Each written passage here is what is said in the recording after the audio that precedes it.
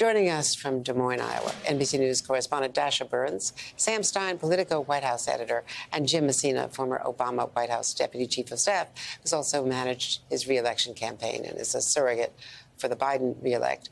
Dasha, how critical is Iowa for the contenders trying to catch up to Donald Trump?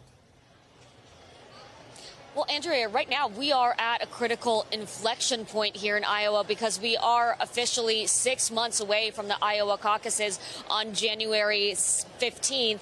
And look, in this memo, what we saw from the DeSantis campaign is trying to lay out a path forward, as he really has been seen as struggling over the last few months. And what they're laying out here is a doubling down in early states, Iowa, South Carolina, and especially New Hampshire, which has been seen as challenging terrain for DeSantis, but the memo says that they, quote, will not cede New Hampshire. It also indicates that they still see this as a two-man race between Trump and DeSantis, but indicates that they see a potential threat from Senator Tim Scott and hints that we might be seeing some increased scrutiny from DeSantis allies when it comes to Tim Scott in the coming weeks and months. But look, Andrea, Iowa is the end-all, be-all at the moment because this is the place where it's going to be either Trump or an alternative. If Trump wins here, it's essentially door closed for everybody else. But if someone else can win, it actually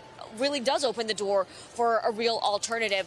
And in the last few weeks, Trump has been feuding with Iowa's Governor Kim Reynolds, which has upset some of her fans here. She's incredibly popular here in Iowa, and he's skipping this event, which has about 2,000 likely caucus goers. It does open up the opportunity for DeSantis and for the other candidates coming here. I had the chance to sit down with Bob Vanderplatz, who is putting on this event. He is a hugely influential evangelical and political leader here in the state, and I asked him about what's going on with Trump and the state of Iowa. Take a listen to what he told me. How worried should Donald Trump be about Iowa? I think he should be very concerned. The venues that he's doing right now are more small town venues, a couple hundred, 300 people. I think he knows he's going to have to work it. This will not be given to him. Iowans just don't give things away. His biggest hurdle, Donald Trump's biggest hurdle, is can he win in 2024? Or have too many of Americans made up their mind on the former president saying, you're just not going to win. You might win the nomination. That doesn't mean you win the presidency. Bob has a history of endorsing candidates that go on to be successful in the Iowa caucuses. I asked him when we might get an endorsement from him. He's looking at November, Andrea. Okay, and Sam Stein, could Ron DeSantis still turn things around here in Iowa with a good showing? Yeah, sure. Yeah, of course. I mean, I think it's incredibly premature to rule anyone out. At the same time, I think it's objectively true that the launch for DeSantis has not gone according to their plan. I mean, literally the Twitter spaces that he was on malfunctioned.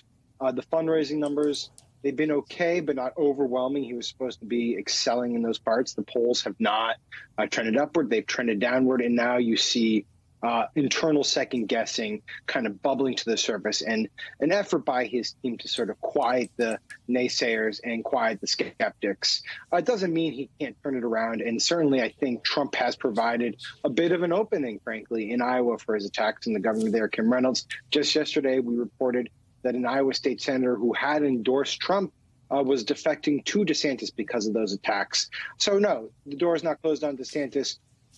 But one of the things that is hampering him, I will say, is that that field is really crowded. It's the same thing that happened in 2016.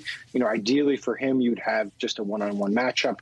But if you're an Iowa caucus goer, you have a lot of options. And that evangelical crowd specifically has options, including Mike Pence, Tim Scott, people who have firm ties to that community who could come in and take a couple percentage points here or there. That's the stuff that DeSantis needs if he wants to come back. Yeah, those are really good points. Jim Messina, let's talk about the Democrats. President Biden coming out today, combined with the DNC and some state party groups, announcing they've raised more than $72 million for the re-election, including $77 million in cash on hand. But that is a combined total. So they're not giving us the breakdown yet. We'll get that tomorrow night when we see the actual filing at the FTC. But it's still a lot of money.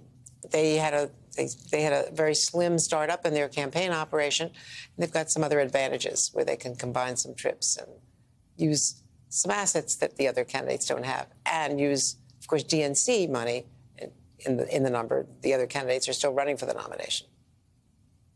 Yeah, it's really true, Andrea. There's a whole bunch of Democrats this morning taking a big sigh of relief. These numbers are just incredibly impressive, and they're impressive for two reasons. One is the pace of them. Per day, they're faster than even the Obama 2011 numbers. And two, to your point, there's real cash on hand numbers. I mean, they're spending very little money. They are holding this money for next year when they're actually going to need it. It's a very slimmed down and very smartly run operation.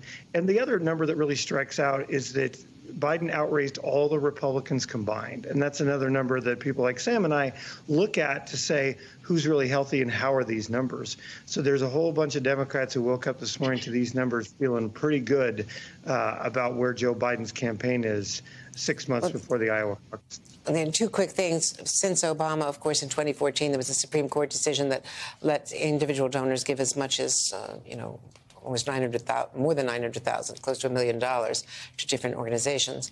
At the same time, you've got a lot of small donors, first-time donors and small donors. So those are good numbers, good, healthy numbers for Biden long-term.